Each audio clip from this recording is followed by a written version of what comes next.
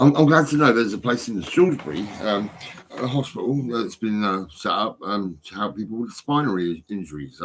Now, I was a piano man, like I say, and I would go through Salisbury to get onto the 303 and get down to Somerset and go and see all the customers and sell them all a piano. Yes, I would. Yep. So maybe I might end up going to Salisbury to this hospital, which has been set up in the last couple of years, I think it is, and they can actually look after me,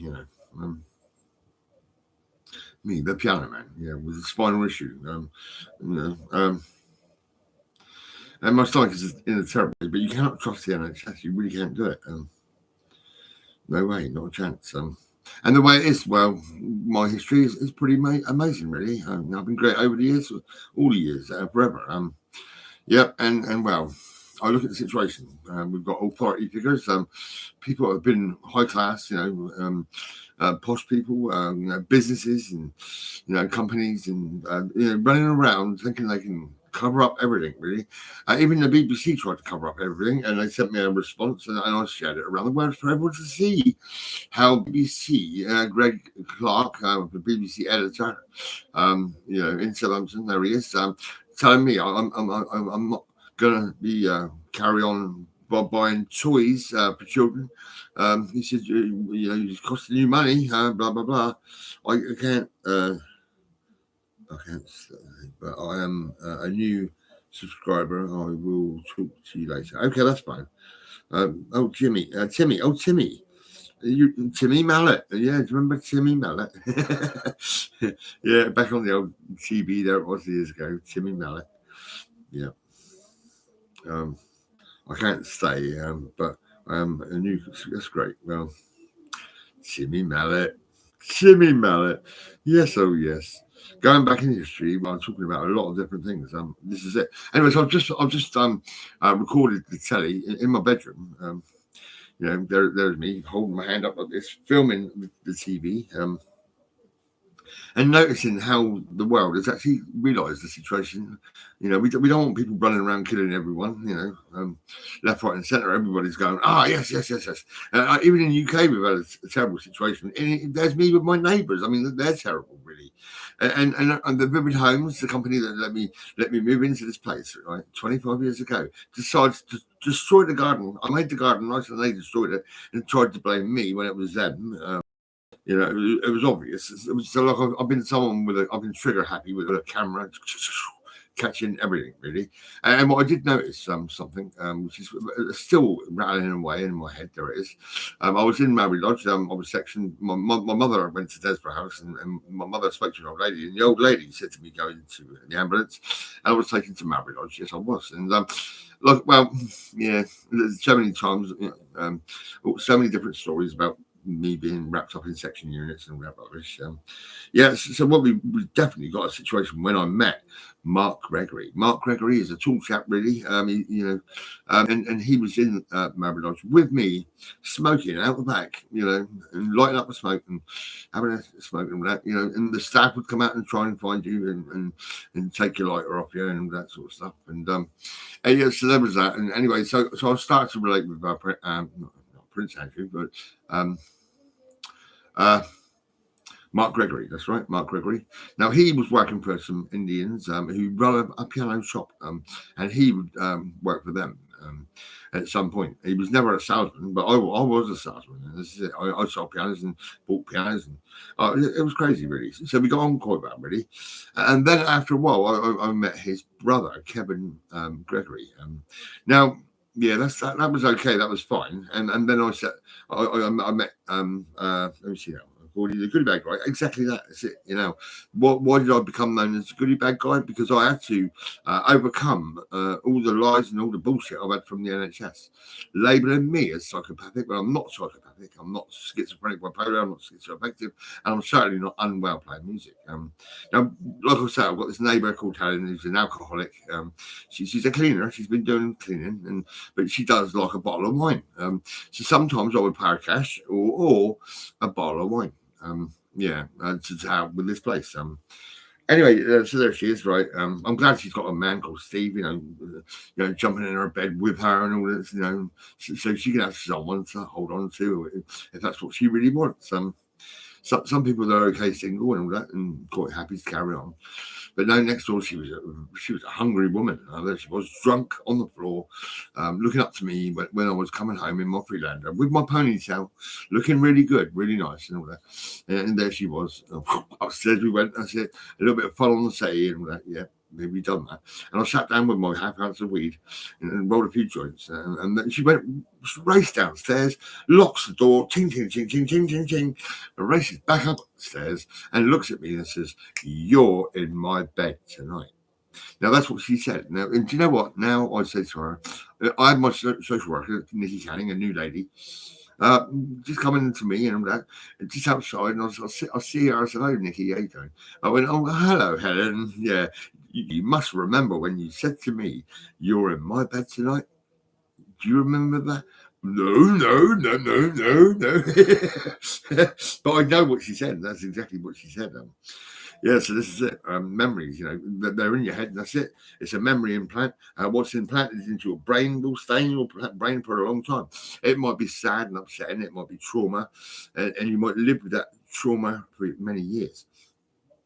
But the idea is we actually memory implant team. We kind of implant happiness. We put happiness in your head. That's it. The goodie bag guy. Now, what does he do? He goes and gives you goodies. He gives you a goodie bag, yeah, and fill it up with goods for your children and maybe a few bits for the adults and all that, the parents and mum and dad and all that.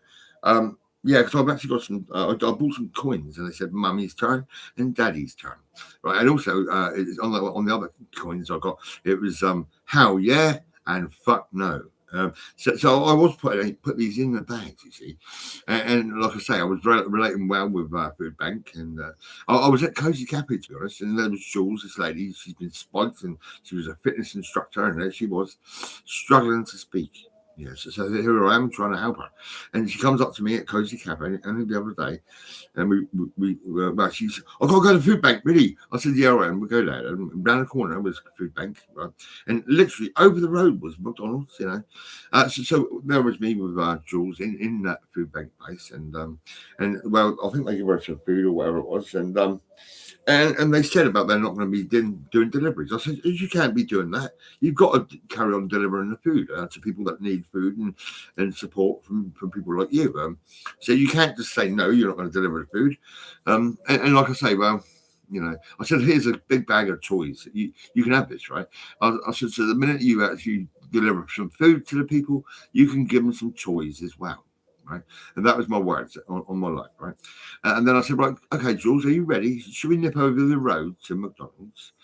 And I had my other bag with me, and as it goes, I had about 4 or 5 bags in my bag, and goodie bags, And I see a few Indian ladies, with their children, and like I say, well, I'm relating with this, Jules, and there was my business card, the Royal, not the Royal, RHP Pianos, the piano business. There it was, and that was my business card. And I showed the Indian families in McDonald's, okay, and I'd give them the goodie bags free. You ain't got to pay nothing. They're for you and your children. And what it was, suddenly me and Jules were sitting down having our. She bought one of their cheap rubbish green toys, whatever it is, Grinch, I think it is. Yeah, they charge money for that, and also Jules, she had a big burger, which is what she wanted, because anything she wanted, I got it for her. That was it. And I had a cheap throwaway rubbish piece of. Well, it was rubbish. It was a cheap, nasty cheeseburger. There it was, and also some small fries. Yeah, and not tea, and there was no milk. They 3 times I asked for milk, and I never got milk. And I looked in the fries, and there was probably 4 or 5 fries. Just like one little pinch of the fries, it was in my mouth and gone. Because that was it. I paid for small fries, and it was a joke. It was a terrible situation, really. Yes. So there's I sat down, and suddenly I'm surrounded by a fat lady, fat lady. I must say, I've shared her face around everywhere, And so there's her and a big black bloke, and there was also a couple of other guys surrounding me and telling me I've got to leave McDonald's because of my behaviour. Think about this. What made her say that and do that? Yes, so it was brutality upon me. There it was. I've got to leave. I'm sorry, Jules. I'll be outside. Okay. Anyway, she come out, right, and she wanted to go to Boots in the Swan Centre. And suddenly she couldn't go to Boots, no, because she was surrounded by the same people that surrounded me. And like I say, well, what did that woman do? That horrible, horrible woman who was working for McDonald's decides to go to her bag with the 2 green goodie bags, which I give her. Stole the 2 green goodie bags, okay. And then that Jules, that lady, she was walking up the road, and I see her coming, and there she was, devastated and destroyed. Absolutely terrified and scared and nervous.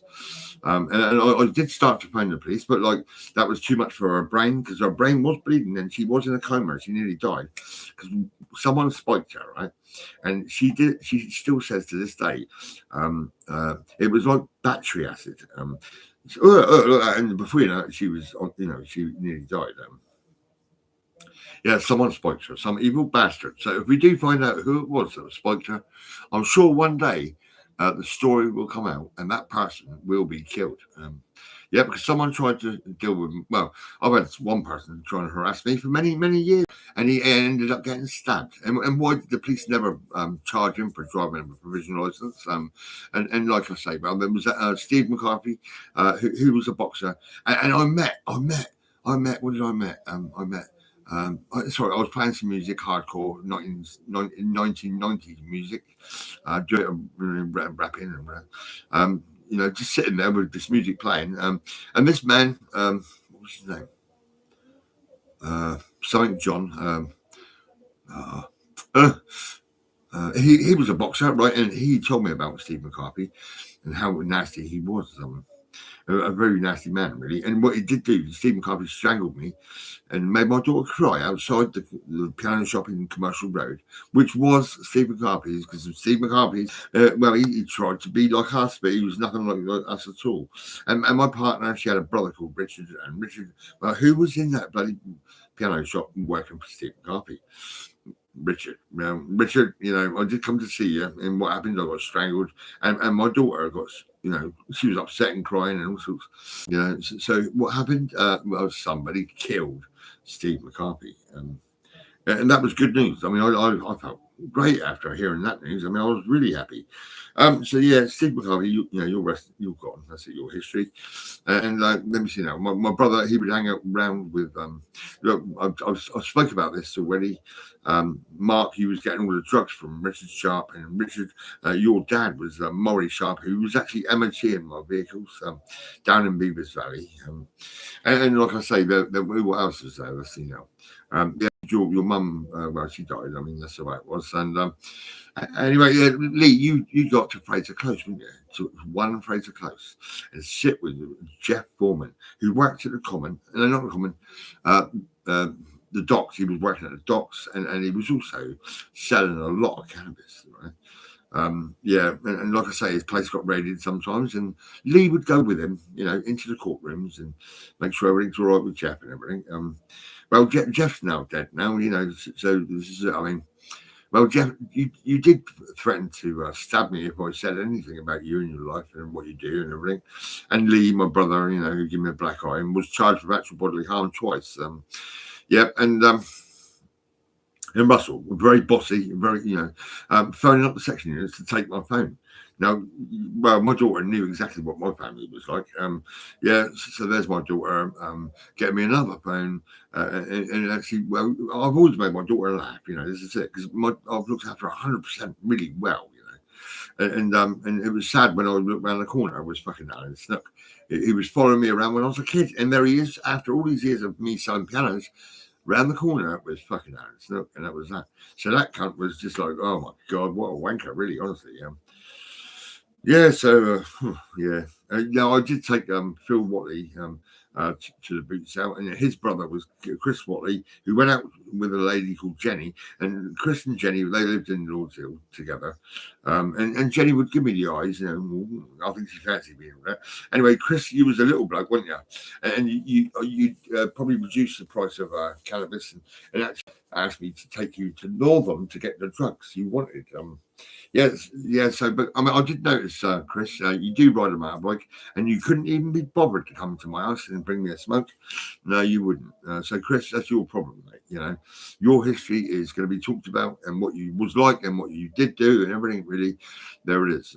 Chris Whatley, the drug dealer. Yeah, he was a drug dealer. Now, Jenny, you're probably better off without Chris. To be honest, what can I say? Yeah. Anyway, yeah. So, yeah. Well. Phil Whatley, I mean, what you know, I'd someone have a chat with you and sit with you sometimes, and I even took you to the boot sale, didn't I? I did, and I've got the picture somewhere. You smiling and happy at the boot sale with me and my daughter. Yep, yep. Yeah, so we've got now. This is, I'm now talking about Mark Gregory, who I met in the section unit and married Barbara Dodson, and then I bumped into, I started to relate with Kev, his brother, and then I noticed he's got a sister called Tina. Now, Tina, you're probably about 45, maybe, or 40, or something like that, roughly the same age as me, but not. I'm older than you, and I can see that. But like I say, how can you possibly be with a man who's about 75 years old, or older than that? He's an old man, right? He's a very old man. He was in the Navy, and how did he manage to get into a relationship with Tina, who's, well, half her age? I mean, she was probably a young girl when he first met her, Did you think it was okay to go and get involved in a relationship with a young girl like that? Because I do look at a lot of things. Oh, right. Yes. So, yeah, I'm already. I put it together. The picture of Prince Andrew when he was younger, and when he was older. Now, when he was younger, he was quite happy with a young relationship. Yeah, but like I say, a lot of people did say he was a nonce. There was Prince Andrew with all his medals and all that, but very sad and upset. Yeah, probably labelled like crazy. Yeah, so we've got Prince Andrew, and we've also got Andrew Ledger. Yeah, the man around about 40, 45 years. And I did raise the family next door to my mum, Claire, Amy, Adam Clements. I took up to see their dad in Derby and brought them back, right? And your mother, Claire, your mother, look at her. What did she do? She come round to my mum's kitchen and sucked my dick. Now, I was a bit young. Your mum, well, I've got a picture of myself and a picture of your mother. She looks rough, she looks old, and you know what? I helped her as much as I could. And I looked after the girl, the children and all that. Yeah, Claire, you was with your mother and you moved down to Millbrook, yeah. And your mum, well, she got a couple of grounds, yeah, she did, in like I say, what she did do is that she said, my dog's got a cancer, it's been put down, it's now no longer alive or anything, really. And it was say, but that's right, if you want to lie about it, that's fine. Because I've noticed, Claire Ledger, you are a liar. You are a liar. If you look on Facebook, it says you went to my school, but you never did go to my school because it was not even there for you to go and go to that school because it was not there at all. Because after I finished at that school, my brother was given a house because they knocked that school down and put houses there. Yes, they did. So how could you have possibly gone to my school? Claire, you are a liar.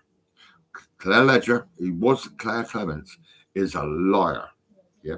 Now, I think what it is with young girls, you're probably shagging older men and all this. You're probably just dodgy as fuck. Ladies, some of you are dodgy as fuck, scary, fucking nasty, evil bastards, and you do put people down like fuck. Men, you're suffering like fuck because women these days are fucking. Well, look at the situation. I mean, Christ.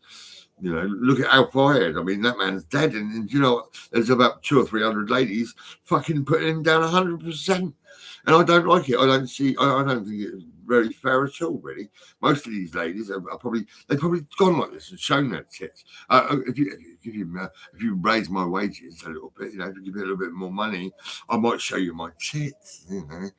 No, I think women are like that. That's what they like. They're very clever little fuckers. Seriously, you got to be careful. You really, really got to be careful. You're probably better off not having no sex at all anywhere, and don't go gay. You don't need to go gay because that's it's not really what we want to see, do we? Really, we don't want men having sex with men. I mean, have you ever seen animals? Shagging like a male animal, shagging another male animal. I think you'll find animals will be animals. A male animal will shag a female animal, but I don't think he'll go gay and all that. I don't think he will. It's not at all. I've even seen ladies who suck a horse's dick and all that shit. I've seen all this bullshit on through history. I've seen all this going on. Now, my dad used to show me a bit of porn. It's called Blue Movies, and I remember the time when it was like the French, doing a little bit of pornography. A little red triangle on the telly. There it is. So there's a lot of things to look at. Well, Tina, you are a nice lady, I must say. But that old man called Mark. You're asking me for a goodie bag guy. No, not a goodie bag guy. You're asking me for a real stone raver cap. And I do say, put your hands in the air. Go on, you old man. And what we got? Well, look at the situation.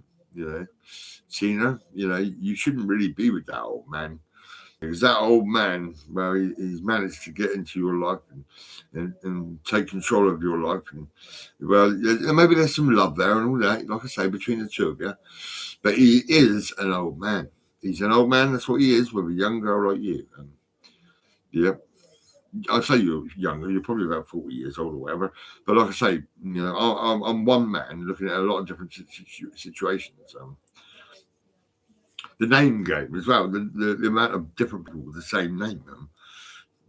My brother went out with a lady called Tina, and it was funny really because I was raising my daughter and everything, and like I say, I see this Tina, and that Tina who was with my brother decided to come to my place for a night or whatever it was. But my daughter grew up and she had a partner and everything, and I moved into this place. And like I say, but even then I had troubles with Vivid Homes. He tried to say it was me causing the health and safety issue when I made the garden nice and there were some fishes and there was also next door who was moaning about this and that and the other, right? So I do look at everything really. I mean, she probably put me down and slagged me off. The alcoholic next door, and on top of that, we had neighbours like Sam, the Royal Mail postman. He's a bit of a wanker, really. And we've also got Andy. He's got children smashing his back window. Every time he fixed it, they smash it, and it was quite funny to see. Well, I look at everything really, and I did come up with a name. It's called the Trust Fund Against Domination. So if you're being dominated or destroyed in any way, we'll make them look like shit. We'll destroy them. In no time at all. They look absolutely terrible, really. But every issue was out to the world. It was me and Jane Crawford when fucking the Daily Echo come around and took pictures. Saying my garden was all a waste of time. When Vivid Homes said they destroyed everything I'd done, blah blah blah. It was health and safety. When it was them who put the 2 brick high along the pathway, there it is, and a 10-foot drop down to my door.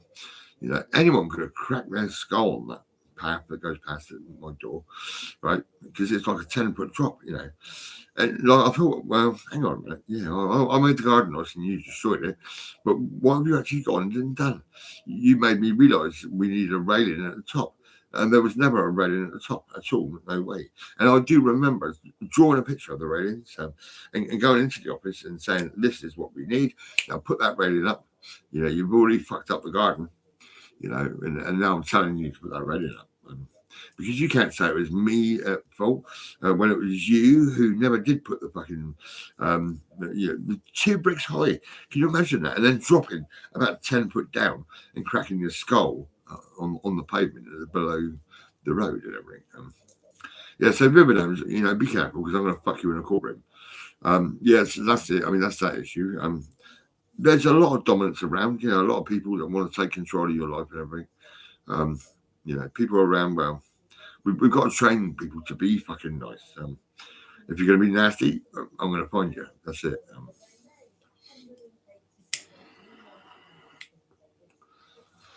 But I've got to be careful with my stomach. It is a bit bad, really. It's terrible. Yeah, but it was nice to actually go to bed at a sensible hour. And I think I went to bed about 3, I think it was, in the morning. I did actually relate with Prince Andrew last night. I'm not going to say what account it was, but I will say I sent a lot of information and a big story about the whole issue. How Prince Andrew was labelled as a nonce, yes. And when he was younger, he was happy, and then when he got older, he was fucking devastated and fed up with life and everything. Really, he looked sad and fed up. And he's even got Charles right trying to pay him off, trying to give him money and get him the fuck out of here. But no, you can't do that to your brother, Charles. Charles, behave here. Snap at your brain is. You're not thinking, are you, really, Charles? But you did copy me. You kind of you see what I'm talking about, the history and how we fix the future and how we do this and that and the other. But there's more to be listened to. You've got to listen to me seriously. Charles and all that. I mean, Christ. Wow. Yeah, I do wonder about. I'm just like always thinking what's best. And there's my T-shirt. Look at that. Be yourself. Be unique. Now, why am I so different? Well, I am different. This is it. Yeah. I'm not racist. No way. Not a chance. No. I was trying to help the Indian families in McDonald's, and I was abused and dominated by a big fat British lady. There she is. And you know what? The next time I see her, she was walking past Sainsbury's, and I was sat there, right? And there she was, puffing away, smoking like fucking crazy, just about to walk, into that bit where you're in front of the scene at Sainsbury's. And I was going to go in that, around that way, and I see her, and she see me, but the eyes were different. It wasn't like it was. Her face was. She was fucking horrible and nasty. Yeah, but the next time I see her, she was all loved up. You could tell straight away when she looks. When you know when someone looks at you and you know if they love you or hate you. Well, suddenly her feelings were. Well, she was like this, right? And she didn't smile, but she just looked straight into my eyes. And I thought, no, sorry, I'm not going to accept your eyes. You can piss off, you bitch. You was nasty, and that's it. You're not going to get near me, you fucking dog. I did call her a dog, actually. I did, and I put it together, and I let the whole world see that fucking horrible woman. The security guard from fucking McDonald's, yeah. Yeah, well, you're not going to fuck me up. No way, not a chance, okay. So what it is, my phone's now charging in my bedroom, and I'm downloading loads of shit, and I'm sending it everywhere. Then last night I was definitely sending shit to Prince Andrew so he can see this and that and the other. And I called him a sir and everything. But I remember when he was saying wow to me and how good I looked and everything and what I had done over the years. But he never did mention the piano business. So that did upset me a little bit. So I've reminded him today, last night, that, yeah, you did upset me when you didn't mention the piano business.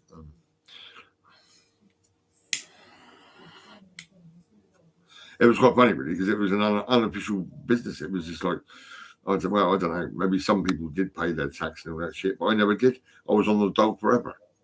I'd race down to the dole office, sign on, and then fuck off to all the customers, all that were from Somerset. Yeah, a very busy man. Yep, so this is it. Yeah. Kev, what made me think about you was the minute you started. You said to me you'd have some money, you lend me some money, and you never lent me nothing. And then you started to not relate with me.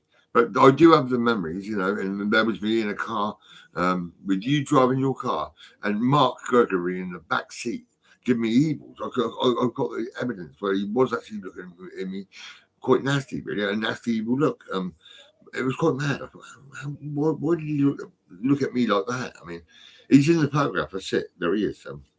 In the back seat with that kind of look upon me. He was glaring at me, kind of like, in the back seat. And I thought, hang on, it's a bit mad, isn't it, really? There was happiness, but like I say, there was just one picture that said to me, "Fucking hell, Mark Gregory, you're not happy with me, are you? Because I'm taking pictures left, right, and centre." And what have I got? I've got Mark Gregory with his fucking evil looks on his face. Yeah.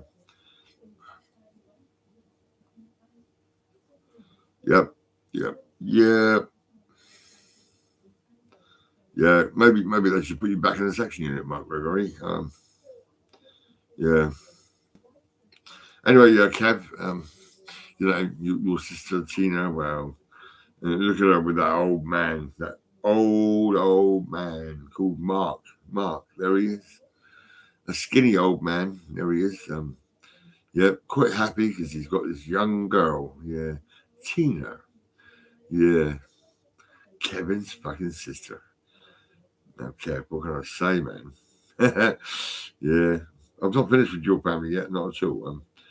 And Mark, he was in the Navy, with this fucking woman.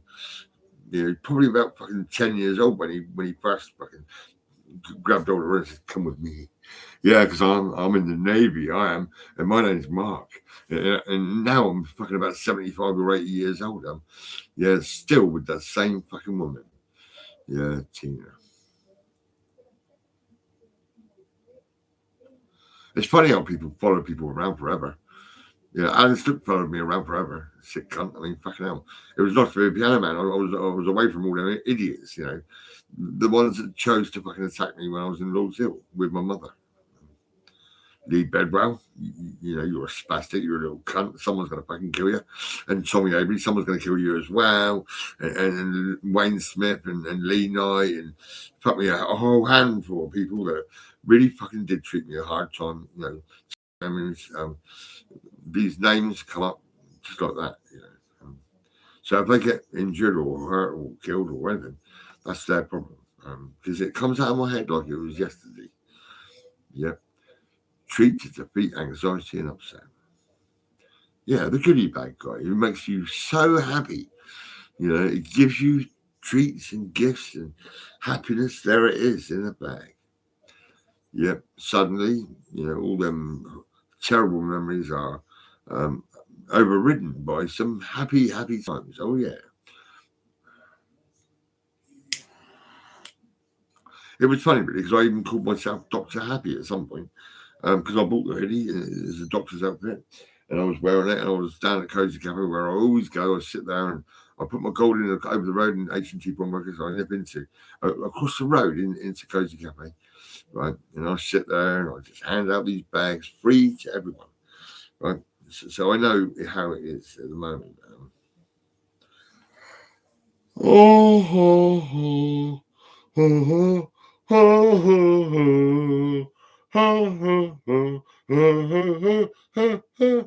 Sesame Street. Do you remember that? Sesame Street?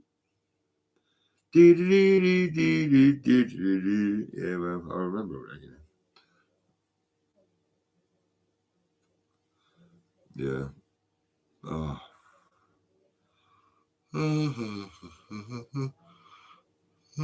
I'll probably get some people to interview Mark Gregory and Kevin Gregory and his sister Tina and the old man called Mark, who was in the Navy. Yep, and well, he managed to get himself a young girlfriend. There she is, Tina. Maybe that Mark who's in the Navy don't deserve a real Stone Raver cap. Maybe he shouldn't be given any kind of treats or anything really for what he did do. He started to harass and get into a relationship with that Tina, just like that. She was probably just a girl, and there was him, a middle-aged man, in the Navy, probably doing all this shit, like they do. And like I say, well, the Navy, shagging young girls. I mean, can you imagine that? I don't even know if you shagged Tina, but you're definitely in some sort of relationship or whatever it is. Yep, Tina, she looks right up to that Mark. He was a really old man, a cheerful old man. He's bubbly and all that. Yeah, he is. But like I say, look at him. He's probably that bubbly because he's got himself a young girl, a young girl to stay with him forever all these years. Yeah. Sorry, Mark, but you're an old man. This is it. Why are you with someone that age? I mean, yeah. And I've seen the anger in Mark Gregory's eyes. There he is in the back seat of the car. And now we've got Kev, who's not relating with me too well. Yeah, because I think he's got a situation at the moment where I'm talking about his family. And I've showed you his you know, he's wearing his clown outfit, and he showed me and everything like that. So I actually put the picture of him around everywhere for everyone to see. Yeah, Kev the clown. Yeah, he's scary, you know, and this and that. It was quite funny, really. Yeah, yeah.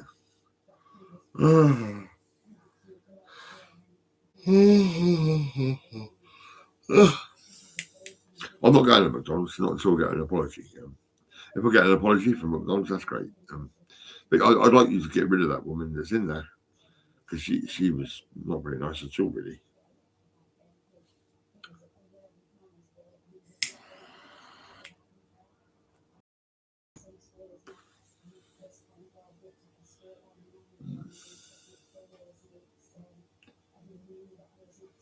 I noticed on the news there's a lot of people snapping at them all this war. They're actually thinking about each other and looking at the situation they're in now. And charity shops, you know, suddenly, because I give all these toys to food bank, you know, and told them when they give the food, you give toys as well. Yep, and like I say, but that soon got highlighted. But they would never put my name down and say, "Oh, he's the man who's looking after the country with happiness," and that they wouldn't put my name on the radio or TV or nothing. Yeah, well, I do look at the situation. You know, you don't have to say nothing, BBC, because I'm just going to talk about you. You know, moments when I was relating with you, the BBC.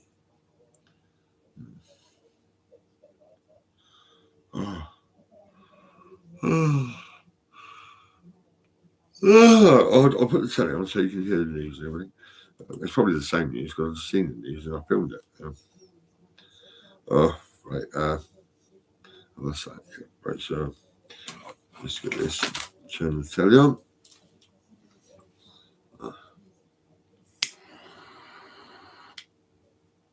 I'll probably go.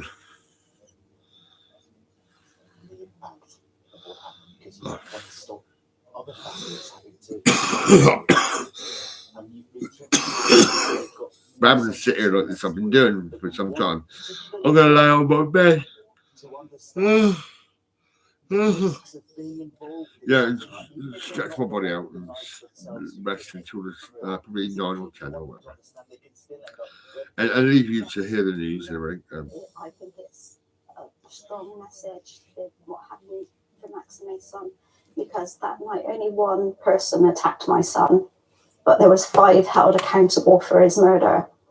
And I think that sends out a big message to everybody that just because you didn't actually get physical attack, if you're actually there or you're encouraging it or you're chasing, you can end up with a... No, I must say, right, I was with Melissa, my partner, and we walked through Sainsbury's and Lords Hill, and 5 people, you know, were harassing me and wanted a cigarette, one cigarette, because I was smoking.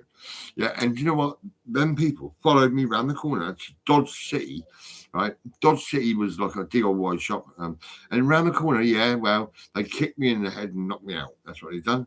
Yep, they done that. And Melissa, you're the witness. You are. You know, my daughter's mother, she did witness everything, and like I say, you know, I believe they was charged by the police and everything, but I didn't get much money out of it, really, to be honest. You know, but I was definitely attacked by 5 people. This is it. Then what I'm doing today, which is so out of my comfort zone, like I wish I was at home and not having to do this. But if that makes one person change their mind and think twice about doing it, then I've done what I need to do. It's interesting what you just said. Have to do this. I have to do this. You feel it from inside that you just want to come onto the programme and look at get me. your message I'm not across. going to give up until we get this justice issue sorted out. You know. no family should have to have gone through what we've gone through and Yeah, what but me and my Nick's mum, family have gone yeah, through. I love my mum, like I say, but We my have brother been was a drug dealer. destroyed, and we're never going to repair. you know. Like, eventually, we will move on and we will make a life for ourselves. That's But it. Yeah. it's not the same. I'm It's glad still you're not the talking same about this now. right now, Like we because, I mean, we this is do great. a family birthday meal, don't we? And it's so quiet.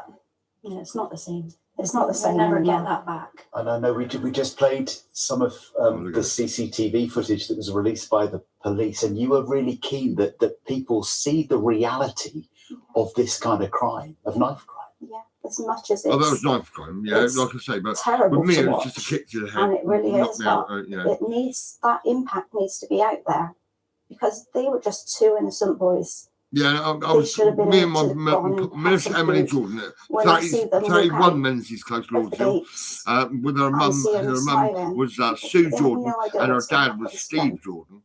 And And Steve, you was working I in needed to Fawley see with that. me, the Fawley refinery, that's right. I understand why people didn't want to, but for me personally, I wanted to know what. But I didn't Max had really like gone that through. job much, but I did like the job when Another you thing I know were that is very driving from important to Robert you Henry Plummer. is You come from trying to Birmingham make and lived in a these bedsit in Romsey and more hired a available hall in Tottenham. everywhere. Tell us about that. Like So obviously, Max played for Parknell Football Club, and they've known him since he was a baby. So we just wanted to do something, and they came up with the idea of a bleed kit, and there's plenty of bleed kits out there, and bleed kit? obviously people the difference between Max's and I bleed did kits get and in other this bleed person. kits I out was there. sitting with It Beanie doesn't at Max matter. Bakers. It doesn't matter what Yeah, but I bleed mean, kit you there was a use. situation with It William doesn't Beanie matter with loads of whose money bleed because he'd kit been you kicking a ball. use. What we're That's what he trying does. to He's a aim football is player. that they're And so there was me, easily the piano man, accessible. you know. that Abused by people Max are Bakers trained to use when them. they Like we're realised very the situation. into I had education. We people in want my pocket and I education give it to to just them. like the first aid Smoke it or course. So it put it in runs the bin or whatever alongside you the want to first do with aid it. It's up to you. course. So if After somebody's that, I got involved in a shouting, knife crime incident, "You're Yeah. everything they need is in bad!" there It's to, in to there. try and stop the Yeah. bleeding. And, Yeah, all these And then memories, obviously, you know, if there's this is it. so many available, you And don't even have the to say co-op if shop there was two or decides three to victims, you don't exclude have to me. choose just one victim. You know, there will be so. Why would they Even if you were exclude on a me? You motorway and there know? was a crash on a motorway, you know, if you know that cars and trucks and taxis, buses, coaches are carrying these bleed kits, Everyone got a chance. everyone's got a chance. And I know you've set up the Max Dixon Foundation, haven't Yeah. you, on Facebook to Yeah, raise what money about the and get trust more of fund those against kits out there. domination? So No, I don't know how to set up thank you so much charity, for coming but like in. I say, It's such this an is my important word, message that I know families across a the country trust will be fund against listening to you domination, this morning. right? Thank you. Thank you. Thanks for We having us. treat to Thank you. defeat anxiety and upset. Okay, we Now, actually it has been overwhelm 6 months you with since gifts and work treats and started make you on feel a so specialist happy MND that you centre actually in get honour of Rob Burrows. over We've that talked about trauma it for a that long you've been time, living haven't we? with This for many site, years. it's going to open next summer, but today is a very important day in the story. Yes, our reporter Fiona Landon is there to find out more and with some news. Morning, Fee. Good morning, Sally. Good morning, John. Yes, welcome to the Seacroft Hospital in Leeds. We are at the Rob Burrows Centre for MND, and just look how it's shot up. Its work started 6 months ago, literally very poignantly on the day after In Rob Leeds, died. this is But in Leeds, look really. how Oh, that's much great has because my mate happened lives in bloody since last Halifax. year. And like I say, I It's sent just one of my goodie absolutely bags to Leeds. unrecognisable. And in charge of it all, good morning, is Craig. Just take us through, and first of all, tell us who is going to be here and using this, and how it is going to It's be. funny, So we're going to create no something one's mentioned special for about. the MND I've never patients been of mentioned Leeds on and the surrounding telly areas, about the goodie but bag as Rob guy, really wished the real for stone the families and about relatives my as well. history and my And life. it'll be You know, the first they're probably bespoke centre keeping in me the UK. So it hush means that hush. You people know, can come here, they can yeah. have their Greg treatment. Clark, the editor of Importantly, BBC. their families Wow, can you're come as looking well. dodgy, Yeah, mate. To be absolutely. honest, Rob I mean, wanted the patients. you're relatives telling me at I'm heart. not to buy any more toys for the children. Is that right? Where are we here? Where are we standing here? Why did What you are we say doing? that? So we're actually facing the entrance. And when so you there's said a bit there was accessible not enough entrance, nice information, and airy, it light was space, obvious. the There was section loads behind of us. information. To our right will be But no, the you're just a therapeutic typical areas, the staff areas, big I am, teaching someone education, special kind of and then person, more but you're important not. to the left You're will be just a clinical human services being, and consultation. you know, for trying to patients. tell me Right, so that will not be to down buy there. any more toys for the And children. when will all this be Yeah, ready? BBC, Oh, well, we're the hoping to have bad it boys. watertight by Yeah. mid-spring, and then hopefully we can start working on the interiors then into the summer. Wow. No, I'm Amazing. not Well, going to lay down, right? I'm not stay gonna with sit us here. this morning Again, on Breakfast. you know, Rob's family I've are got going to to make be sure my here. body's going In to the be okay. next to hour, go we out. have a very exciting update, a very exciting development. But first, the news, the travel, and the weather, wherever you're watching Breakfast this morning. Here I am. You are there, and I'm right here. Hello, good morning. I'm Edward Salt with the news in the south, and we start with some breaking news this morning. And fire crews in West Sussex are at the scene of a fire at a property in Stenning. It started in the early hours of this morning at a home on St Cuthman's Road. People have been advised to avoid the area. We'll bring you more on that as we get it. Swindon's Great Western Hospital has the longest ambulance handover times in England.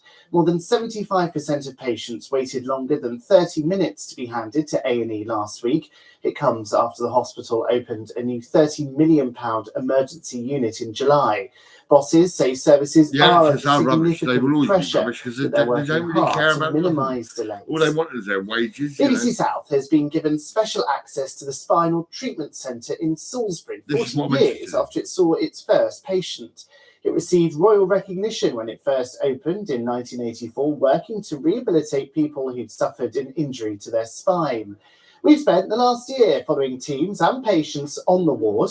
This evening, we bring you the first of 3 films looking at the work that's being done and the challenges that patients face. While the focus on rehab has remained largely the same over the past 4 decades, staff have noticed a change in the reasons for people being admitted to the centre. There are much fewer things like roads, traffic accidents and work accidents, but there are many more people having injuries from much less traumatic causes, so to do with medical conditions and to do with simple falls from standing. And you can see more on South Today at 6:30 this evening. Now, the King will present the first Elizabeth emblems at Windsor Castle later. The awards, named after the late Queen, will be given to the families of emergency service workers and public servants who've died in the line of duty. Among them, Detective Constable Malcolm James Victor from Wiltshire, who served with Hampshire Police, is among them receiving them. He died in an aeroplane crash on the 15th of May 1985. Also, Police Constable Andrew of Thames Valley Police, who was killed in the line of duty on the 15th of August in 2019. Let's get the forecast for the day ahead now. Here's Dan. Hello, good morning. Still rather breezy for us today, but those winds are continuing to ease further over the next couple of days, with a lot of cloud around generally today. A few holes perhaps every now and then, but thick enough for the odd spot of light rain and drizzle a bit further to the south and east. And the wind's still coming in from mainly northeasterly direction, still gusting 30, perhaps 40 miles an hour along the channel, with temperatures today not really moving that far from where they are at the moment, around 7 or 8 Celsius. Still a lot of cloud overnight tonight, still rather breezy, perhaps the odd spot of drizzle here and there, and temperatures to low of around 4 or 5 degrees. And tomorrow, more of the same, another quite cloudy, breezy day. The wind's easing back further, though. Great chance of some sunny spells, particularly for more northern counties through tomorrow, with similar temperature numbers, 7 or 8 Celsius. Have a good day. Just a reminder then that St Cuthman's Road in Stenning in West Sussex is closed in both directions due to that fire. I'm back with you in half an hour. Now back to Sally and John. Bye for now.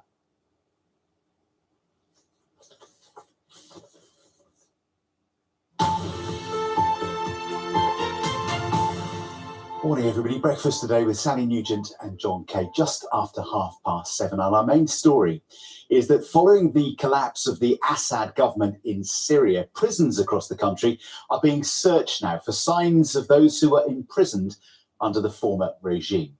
And the leader of Syria's main Islamist rebel group, known as HTS, who seem to be taking control now, he said that senior officials who were involved in torturing political prisoners in the past will now be named. Where searches of the prisons continue, many families hope that they might finally find their missing loved ones, as Barbara Plett-Usher reports. Everyone has a desperate story to tell of loved ones jailed for years. It is the first. Mundir Tariq is looking for his brother-in-law. We came to here, like everyone, to find maybe a light at the end of the door, maybe. Yeah.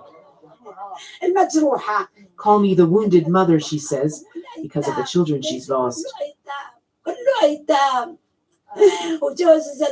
May God take revenge on Bashar al-Assad. The empty cells, a striking image of how much has changed. Family members have reached the prison building, pushing at the gates to get in. We squeezed through on a surge of excitement. For a moment, they thought they'd made a discovery. After the past 2 weeks, Syria has entered a new era, but people here are still caught in the dark grip of the old one. Our priority is our sons, who are the future of this country. Do you believe that we, the elderly, can do much now? We want our sons back, and we want our country back too. How can this country move forward without dealing with the horrors of its past? Barbara Platt-Usher, BBC News, Damascus. Well, we are joined now by Dame Angela Eagle, who is Minister for Border Security and Asylum. Morning to you. I hope you will have been able to hear some of that report we have just played. As we've been mentioning this morning, HTS, which has now claimed power in Syria, is proscribed as a terrorist organisation. Will the UK government deal with them? Well, the HTS is currently prescribed, and we always keep these things under review, but we have to ensure that the very fluid situation in Syria at the moment, we have to let that play out for a while. It's unclear what will happen in the future, and so we'll wait and see. Can you explain to people watching at home this morning what kind of things you might take into account when you are deciding whether or not that is officially called a terrorist organisation? Well, HTS is currently prescribed. There can't be a public running commentary on the intelligence processes that we use. But in general decide, terms, there can't be a public commentary on the intelligence processes we use to come to decisions like that. And I'm not going to speculate publicly on how we do things, but it's an issue that we always keep under review. The process and what's going on in Syria at the moment is very, very fluid. We don't quite know what kind of government is going to emerge after the tumultuous events of the last few days, but we do know, and we can celebrate the fact that a brutal dictatorship has fallen, and that the Syrian people now at last have a chance to remake the future in a much better way than it was playing out with the tyrant in charge. I completely understand that you don't want to give a running commentary or talk about anything that might compromise security, but I'm just curious to find out what you mean here, because yesterday the Prime Minister and your Cabinet Office colleague Pat McFadden didn't seem to agree on this. Well, the Prime Minister said yesterday that it was far too early to speculate about the prescribed nature of HTS, and he's right, it is. But we keep things under review constantly. I just can't talk to you publicly about how that happens or the processes that go on, but rest assured that that does happen. The Prime Minister made clear that it's too early, that things are too fluid in Syria, and that we'll keep a close watching eye on what's going on. We know that the UK, among other European countries, has currently paused asylum claims for Syrians. Why is that happening? Well, because the vast majority of Syrians who arrived and claimed asylum in the last few years were fleeing the Assad regime, which is now collapsed and gone. But we don't know what will replace it at the moment, because the situation is very fast moving, very fluid. So there's no basis upon which to make a decision on somebody's asylum claim when the country that they're from is in that throes of that change. Therefore, it makes complete sense to halt all asylum processing of Syrian claims until things become clearer in country. Do you think then it's safe for Syrians who are currently living in the UK to return? No, I'm not saying that, but I do note that many Syrians living on the borders in Turkey went straight back. There may be people that wish to go back to help rebuild the country. But as I said earlier, these tumultuous events have only just happened. We're right in the middle of them, and it's far too early to tell precisely what will emerge from the chaos that's going on at the moment. But we can celebrate the fall of a brutal dictator, and the fact that he's now fled to Russia has got to be a good thing. We know that the Prime Minister, Sir Keir Starmer, met the Saudi Crown Prince this week. And when Boris Johnson did the same thing back in 2022, Keir Starmer accused him of going cap in hand from dictator to dictator. Can you explain to me how this is different? I think there's a great instability in the Middle East and the world generally at the moment playing out. And I think it's important that the UK is in touch with both trading partners and allies in the Middle East to try to do what we can to ensure that we can stabilise our own relationships and grow our economic cooperation. The Middle East is an important area of the world. What happens there affects us at home, affects the stability of the whole global system. And it's right that any Prime Minister should go to ensure that we look after our own interests there, but also ensure that we can be close to our allies and talk about the situations that are happening in the Middle East, which are remaking the map. We know that dozens of British jihadists are being held in camps in Syria. How concerned are you of the knock-on effects for UK security?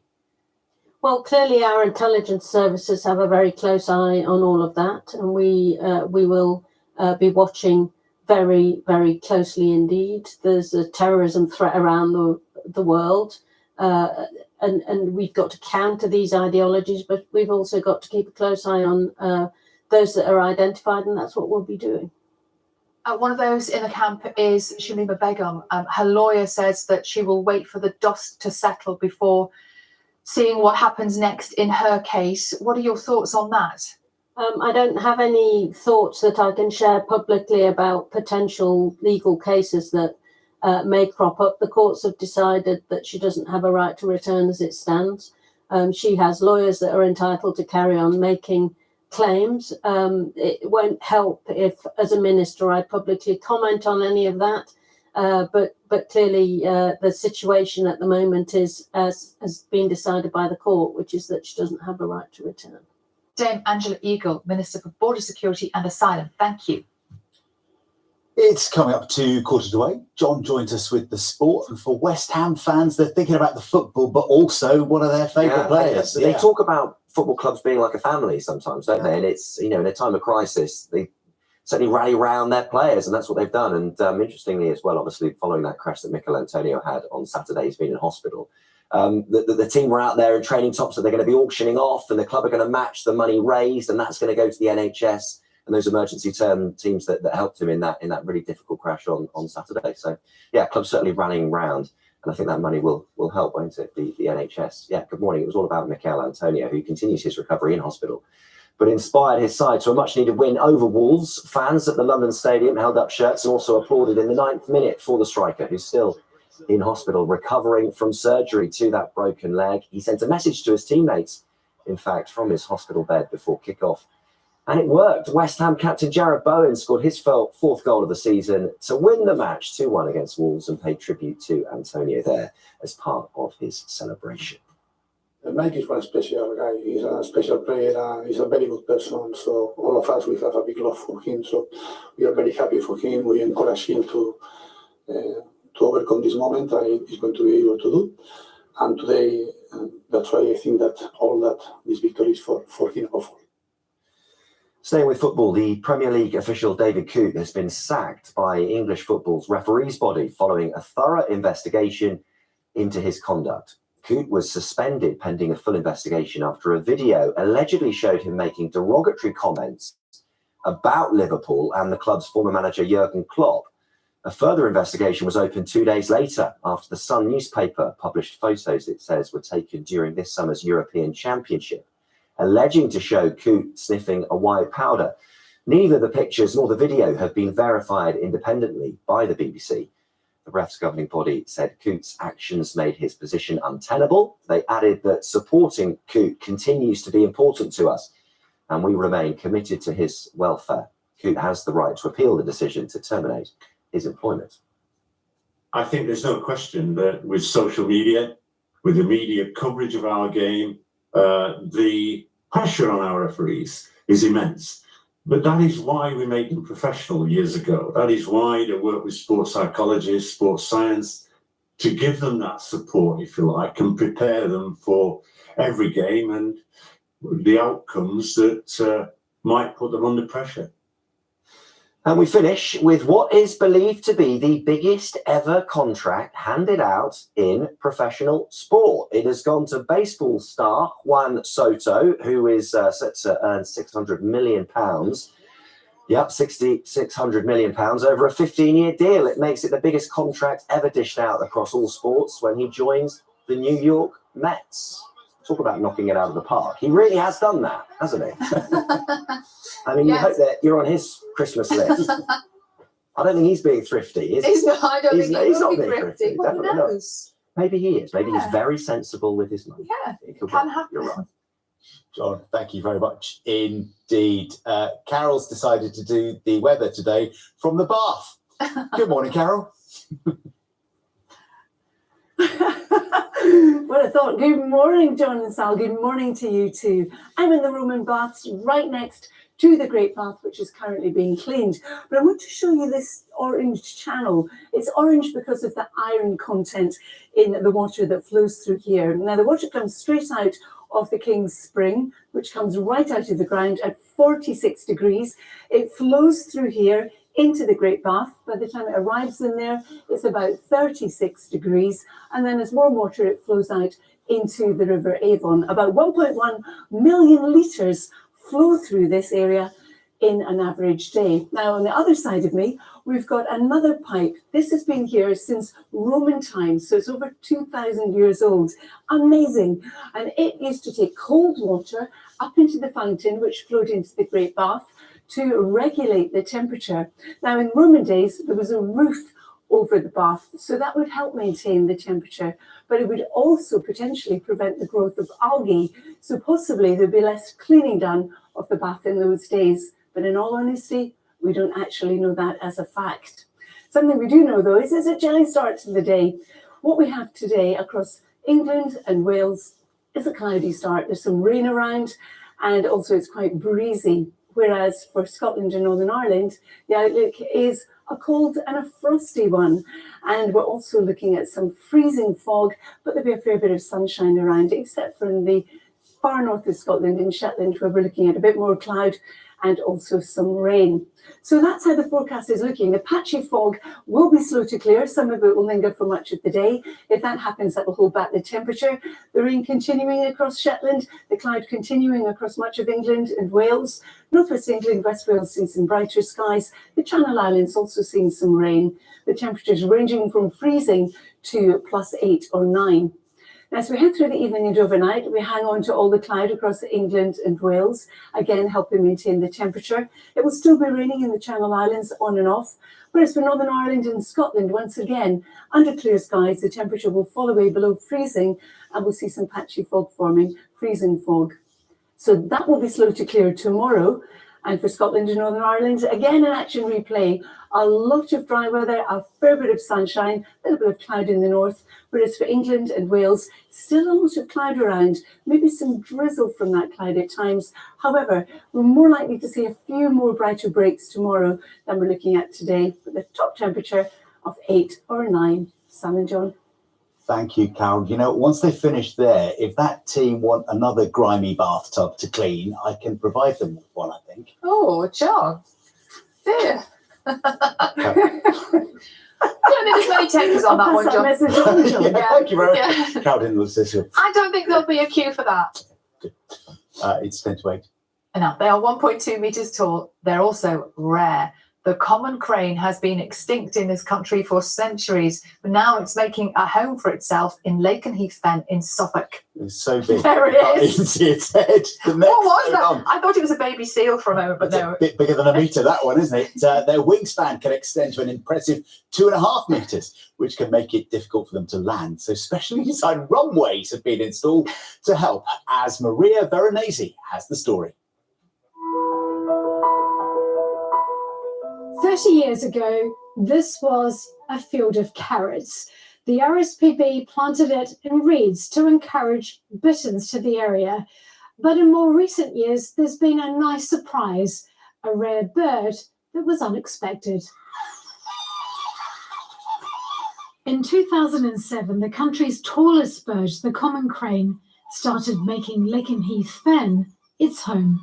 They've been absent from the UK for about 400 years. Now, there's records going back to the Elizabethan period where I think Elizabeth I had a feast at York Minster and required a certain number of cranes and bitterns from the fens to eat.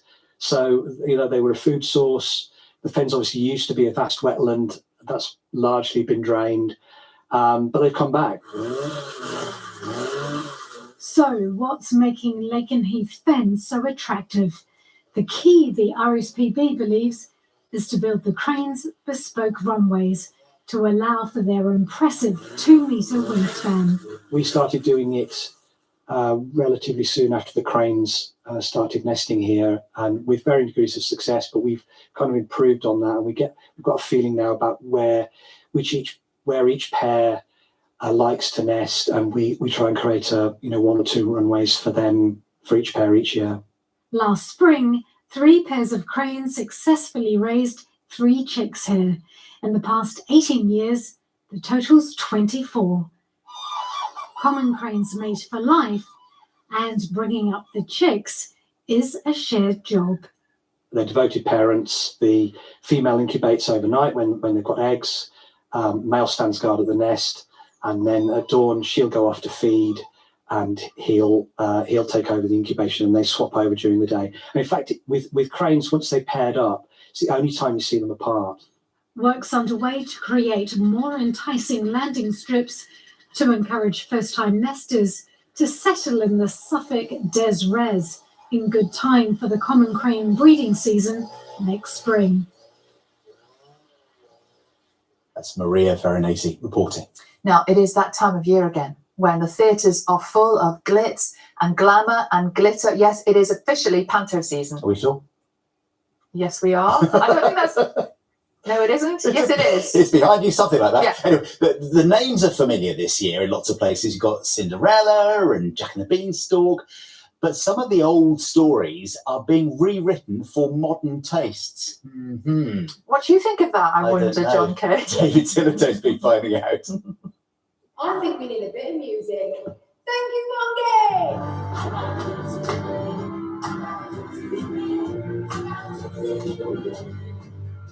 Canterbury, and this year at the Marlow Theatre, Beauty and the Beast, starring EastEnders Maisie Smith. This is my first panto, so I have no idea what's going on. Did you know what you were taking on? Not at all. No, I have done theatre before, but this is just a different level. Plus, a party doesn't start till I arrive. And panto is all about tradition, as Martin, my cameraman, and I discovered.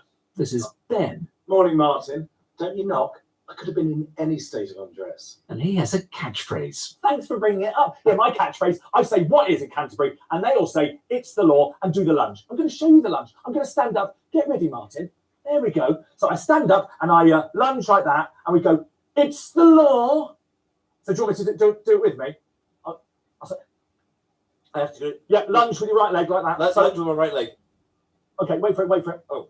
What is it, David? It's the law. It's not bad. It's not bad. But panto also has to be topical. Please welcome Regan!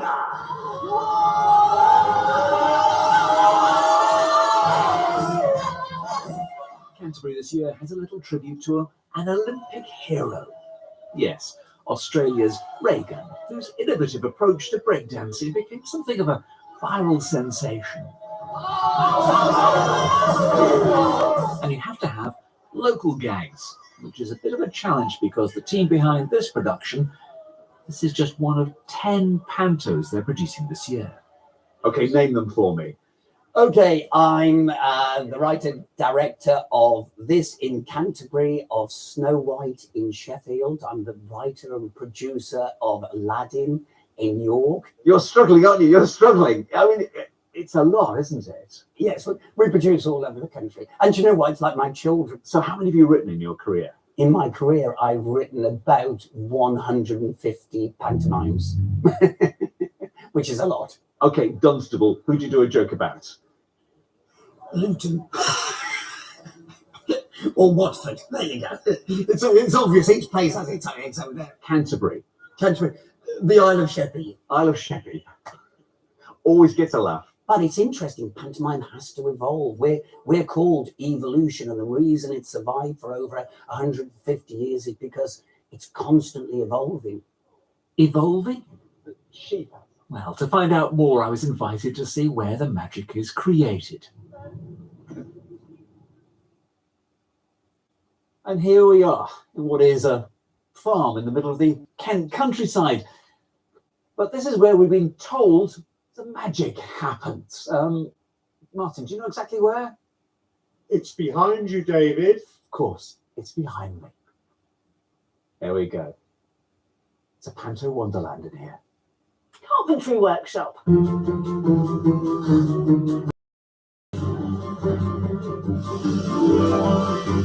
Paint workshop.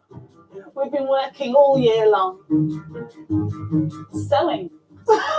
How many fairies have you got, did you say? About 80 fairies? Yeah, easily. Costumes. Robbie, we're going to need those mummies down. Meet Emily Wood, the woman in charge of this extraordinary panto production line. Is this your day job? Yeah, it doesn't feel like a job, does it? Do you want me to say it again? Beanstalk. It's really hard work, very creative, and really fun, and always different. If you put every prop out, how many pantos could you do at one go? I reckon we could do at least 20 shows.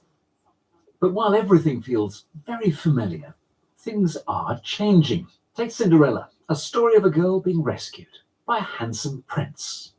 That is the story. Girl meets boy, she's in distress. Boy comes and rescues her, have much agency, and is reliant on a man, often a prince with money, to get her out of a situation. And I just think that's not so relevant anymore. And actually, people don't want to see that on stage so much. Let Cinderella go to the ball! Over the years, there have been thousands of Cinderellas. Have we met before? But this year, they're trying something new. So for the first time ever this year, we're just going to play with that.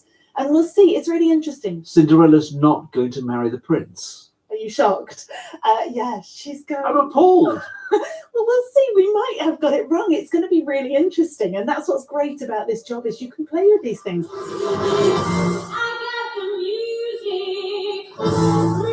It is, though, only one Cinderella they're experimenting with. The rest are staying very traditional.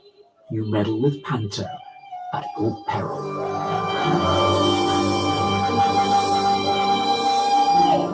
David Silito, BBC News, Canterbury.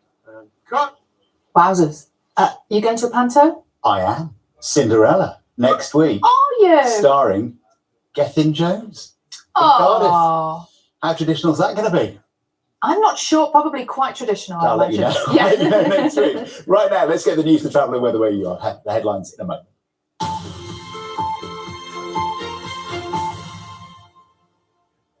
Hello, good morning. I'm Edward Salt with the news here in the south. Fire crews in West Sussex are at the scene of a fire at a property in Stenning. It started in the early hours of this morning at a home on St Cuthman's Road. People have been advised to avoid the area. Swindon's Great Western Hospital has the longest ambulance handover times in England. More than 75% of patients waited longer than 30 minutes to be handed to A&E last week. It comes after the hospital opened a new £30 million emergency unit in July. Bosses say services are under significant pressure, but they're working hard to minimise delays. It's emerged this morning that fire services here in the south have sacked at least 17 members of staff in the last 2 years. 8 were dismissed by Dorset and Wiltshire, where inspectors said workplace culture was inadequate following an investigation into claims of racist jokes and misogyny. Berkshire's service sacked 7 staff and 2 lost their jobs in Oxfordshire. Government inspectors have warned of too much inappropriate behaviour within fire services. On to the weather forecast. Today will be breezy with largely cloudy skies throughout and just the odd brief brighter break possible here and there in spots. Top temperatures today reaching around 8 on the south coast and Isle of Wight. Some travel news for you. Disruption to rail services. Services are currently at a stand on Great Western Railway. That's between Twyford and Henley-on-Thames. It's due to a broken down train. If you're heading out the door, do have a good day. If not, join me here in half an hour's time. Sally and John are up next with the headlines at 8. Bye for now. I'm live outside the West Wallaby Street house of the evil inventor, Mr. Wallace. Evil? We have a warrant to search your premises. There's clearly been a mistake. Come along, Lord Butler. We've got work to do. Robert! Wallace and Gromit, Vengeance Most Foul. Christmas Day on BBC One and iPlayer.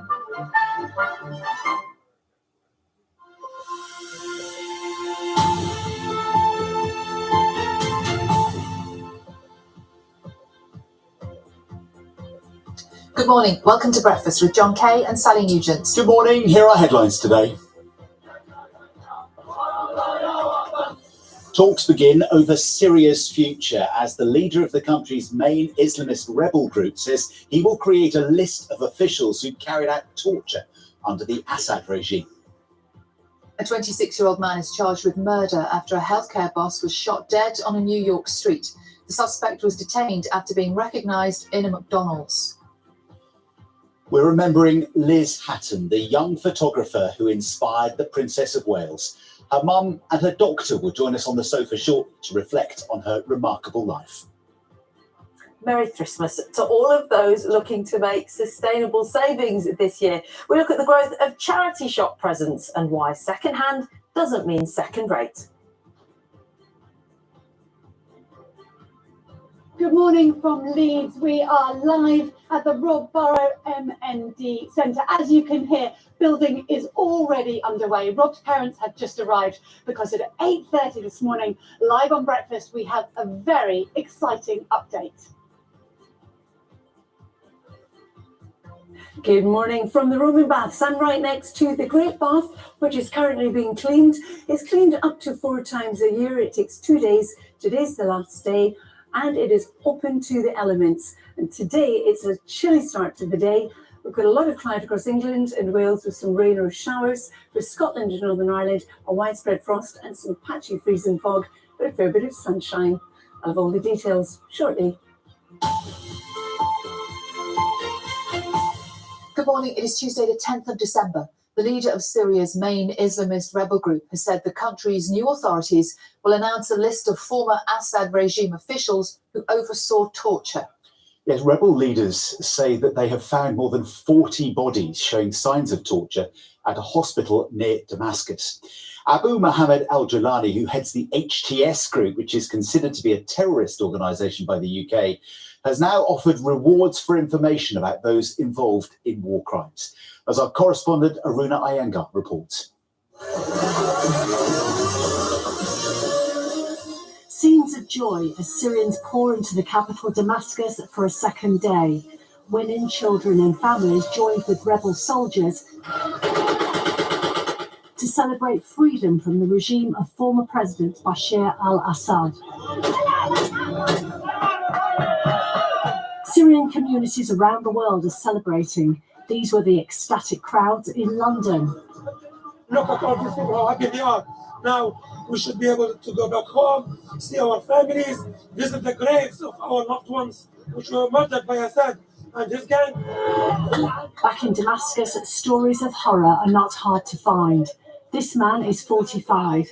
He has no teeth. He says Bashar al-Assad soldiers broke them because he belonged to a rebel militia. They also cut off part of his tongue and gave him mice to eat in prison. The Zednaya prison has become a symbol of the atrocities committed by Syria's former government. Desperate relatives have been heading there, seeking loved ones, some of whom disappeared years ago. Thousands of opposition supporters are believed to have been tortured and killed here. Just days ago, rebels freed thousands of prisoners here. Hayat Tahrir al-Sham fighters are seen as heroes for liberating these people. But can a group that has a jihadist past deliver the democratic rule that many here want? This woman says they are from our country. They are not Islamic State. We are not afraid of them. Syria's stability depends for now on the man wearing military clothing, Abu Muhammad al-Jalani, the leader of Hayat Tahrir al-Sham. Here he was meeting the interim prime minister to discuss the way forward. He succeeded in uniting rebel groups and capturing the whole country in under 2 weeks. He said rewards will be given for information on Assad officials involved in war crimes. Meanwhile, these Syrian refugees in Turkey are facing the dilemma of whether to return home to Syria. Like Germany, like France, and like other countries, we have paused asylum decisions on cases from Syria while the Home Office reviews and monitors the current situation. What will Syrian refugees return to, and how can those living in the country deal with the demons of its past? Aruna Iyengar, BBC News.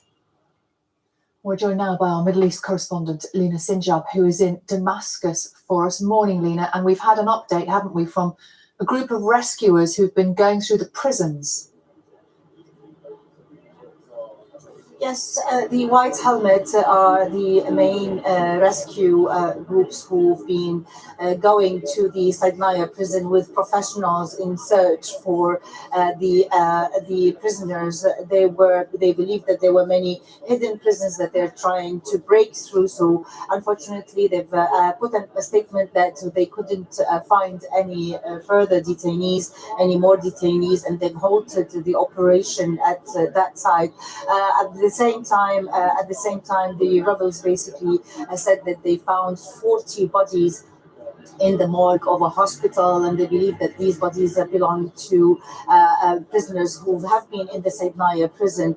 Many families have been waiting to find their beloved ones. The human rights groups say there are more than 100,000 forcibly disappeared, but there are announcements made urging people to provide any information about any hidden prisons, secret prisons that the activists and the rebels couldn't find yet, so that they hope that they continue this search and continue releasing prisoners who have disappeared for years in Bashar al-Assad prisons. Thanks very much indeed. Now, at 8:08, John has more of today's news. Yeah, thanks, Ali. Let's start with the fact that a 26-year-old man has been charged with murdering the boss of an American health insurance company, who you'll remember was shot dead on a street in New York last week. This is the man concerned. His name is Luigi Mangione. He was detained in Pennsylvania after a member of the public recognized him at a McDonald's. He's now appeared in court, and our correspondent Jessica Parker was there. Luigi Mangione, a 26-year-old computer science graduate from a top US university, seen yesterday in handcuffs, now in custody in Pennsylvania. He's been detained on firearm and forgery charges in Pennsylvania, and overnight a murder charge has been filed in New York after health insurance boss Brian Thompson was shot dead in the street by a masked man in Manhattan, 280 miles away from Altoona, where the suspect was found. A huge manhunt and a nationwide police appeal led here to a roadside McDonald's in Altoona, Pennsylvania. The suspect, who was inside the restaurant, was recognized, and an employee then tipped off the police. I want to begin by thanking our fellow Pennsylvania resident who acted as a hero today. Pennsylvania resident saw something early this morning at McDonald's and said something to our local police. And our local police here in Altoona acted swiftly. Didn't even think twice about it. We knew that was our guy, but he was very cooperative with us. Didn't really give us too many issues. Once we found out his identity, we took it from there. The authorities say the suspect was in possession of items consistent with the New York shooting, allegedly including a firearm and a silencer, as well as a document expressing ill will towards corporate America. In court, Luigi Mangione stated he had no criminal history. Now he's been identified as a strong person of interest in a case that's garnered worldwide attention. Jessica Parker, BBC News in Altoona, Pennsylvania. Here, cabinet ministers have been told to find even more savings in their departments as the Chancellor, Rachel Reeves, says every pound will be scrutinised in a major budget review. Henry's looking into this for us in Westminster this morning, and it sounds like Rachel Reeves wants even more cuts. Is it from the departments, Henry? Certainly, efficiency savings is probably how she would put it. This is a hugely significant process that Rachel Reeves and her deputy Darren Jones are firing the starting gun on today, John. This will set every government department's budget for the years right through to mid-2029, so pretty much just before when we expect the next general election to take place. So it will shape our experiences of the British state, what it does do, and as importantly, what it doesn't do. Rachel Reeves talking tough about this morning. She says, I said I would have an iron grip on the public finances, and that means taking an iron fist against waste. I guess what we're meant to take from that is that Rachel Reeves' entire body is made of iron. But what I think she really wants us to know is that she wants to cut down on waste. A very important thing that she's doing in that direction. For the first time in 17 years, this government spending review is going to look at every item that the government spends, not automatically assume it rolls over onto the next budget, and ask whether that is value for money. I expect it will mean quite tough negotiations behind the scenes between her and her fellow cabinet ministers. But what it means for the public will really shape our experience for the next few years as well. Henry, thank you very much. Israel's Prime Minister Benjamin Netanyahu has just arrived at a courtroom in Tel Aviv to take to the witness stand for the first time in his corruption trial. He's accused of bribery, fraud, and a breach of trust in 3 separate cases, but he denies any wrongdoing. Judges there have ruled that he must testify 3 times a week, despite dealing with the ongoing war in Gaza. Rupert Murdoch has failed in a legal bid to change his family trust so that his son Lachlan gets editorial control over his media empire. The trust currently splits control among Mr. Murdoch's 4 eldest children. A court in the US state of Nevada said Rupert Murdoch had acted in bad faith.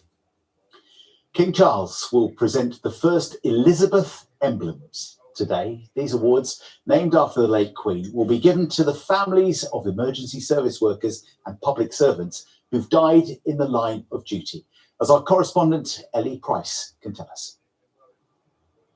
2 lives cut short in the line of duty. PC Fiona Bone and PC Nicola Hughes were killed responding to a bogus 999 call in Greater Manchester in September 2012. Their fathers have campaigned ever since to mark their deaths and those of other public sector workers who died doing their jobs. 12 years on, that campaign ended last month, with the Prime Minister commending their efforts at Downing Street. Getting it moved on is always hard, takes a certain degree of resilience. She was nice, friendly, liked people, and she didn't anticipate dying the way she did, that's for sure. But, you know, she knows she had to do the job. They go to work every day and they're serving the crown and they're wearing a crown on the uniform, and quite rightly so, they should be recognised by the crown, by the state. And I think that's important that they are recognised. And not just police officers, but other public sector workers who've been killed in the line of duty or died doing the job that they're doing, serving the public, serving us. The details and the design of the Elizabeth emblem were announced in March. Today, the families of more than 30 firefighters, police officers and other public servants will receive the first of the awards. They won't be the last. A simple tribute for a life given in service. Ellie Price, BBC News. Now, at almost 8:15, new Gavin and Stacey photos have been released ahead of the show's Christmas Day finale. 2 weeks to go. Here are the Is pictures. it only 2 weeks? Yeah, Gavin and Stacey returning to our screens for one final episode 5 years after the last final episode. Yes. Photos you can see are mostly from the new episode itself. course featuring much of the original cast. Are who they appear to be together? in Are they together very- there, do we think? Well, I'm not sure. There's a third person in that situation, so I'm not sure what's going on there. Hijinks. Lots of these pictures. Seems to be a party at Pama Mick's house in Billericay, and then they get on a coach. Coach, but look, this is what there's a flower on that lapel. Oh, are they You going didn't notice to, that? Well, turn that off.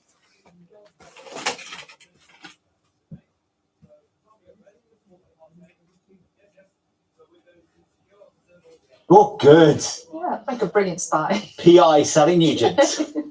Hardly. All the detective work. Carol's out and about this morning with the weather. Somewhere very special, isn't she? Yes, the historic Roman baths, but not going in for a dip just yet. Morning, Carol. Not in your nose, Al. No, I am not. Good morning, everybody. The Great Bath, which is behind me, is actually being cleaned at the moment.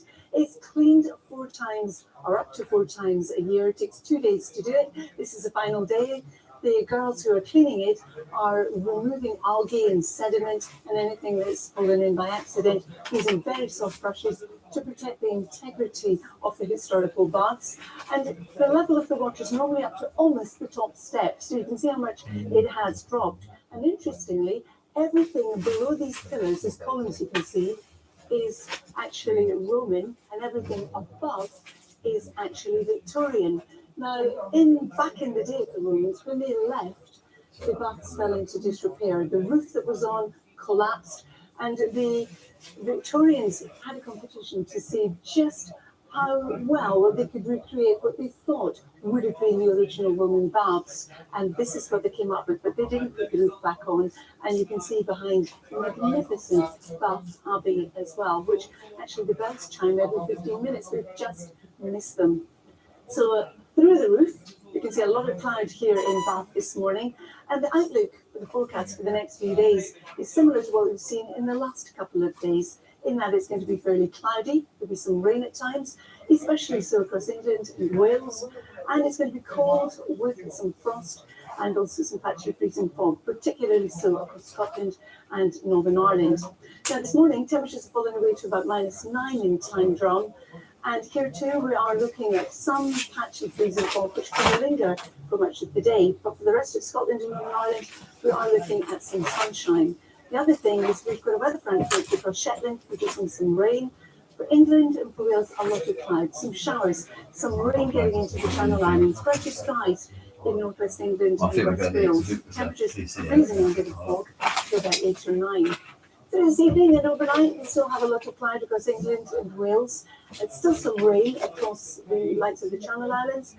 Widespread frost, freezing fog patches in Scotland and Northern Ireland, which will be slow to clear tomorrow.